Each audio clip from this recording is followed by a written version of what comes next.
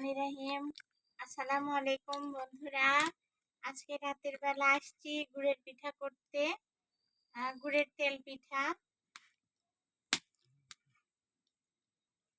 তো এই যে দিচ্ছি বন্ধুরা, অনেকগুলো পিঠা বানাইছি আর এই যে দিচ্ছি। এখন এই যে দেখেন কি সুন্দর হচ্ছে পিঠাটা, আর অনেক সুন্দর ফোলে বন্ধুরা।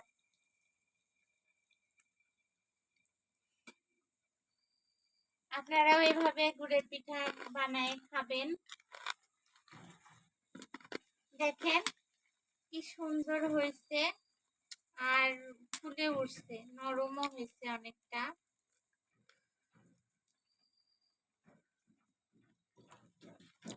আল্লাহ হাফেজ সবাইকে।